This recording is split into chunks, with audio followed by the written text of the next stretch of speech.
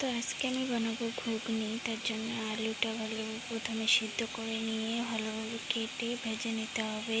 তারপর ঘুগনিটা সিদ্ধ করে পেঁয়াজ টমেটো কেটে নিতে হবে। পেঁয়াজটা হালকা করে ভেজে টমেটোটা দিয়ে হালকা ভেজে নিতে হবে। এরপর মিক্সিতে দেওয়া মশলাটা দিয়ে দেবো। এখানে দিয়েছি আদা, রসুন আর শুকনো লঙ্কা ভালোভাবে পেস্ট করে এখানে বেশ খুব ভালোভাবে কষিয়ে নিতে হবে। কষিয়ে নেওয়া হলে কাশ্মীরি মির্চ দিয়ে দেবো একটু। তারপর ভালোভাবে মশলাটা কষে এখানে দিয়ে দেবো ঘুগনি। ঘুগনি দেওয়ার পরে দিয়ে দেবো আলু দেওয়ার পর ঘুগনিটা ভালোভাবে ফুটে গেলে দিয়ে দেবো একটু গরম মশলার গুঁড়ো দিয়ে একটু হালকা ফুটিয়ে নেড়ে চেড়ে ঘুগনিটা নামিয়ে নেব। তো ভিডিওটা আজকের মতোই। ভিডিওটি ভালো লাগলে লাইক সাবস্ক্রাইব অ্যান্ড শেয়ার করে দিও। বাই, ভালো থেকো সবাই।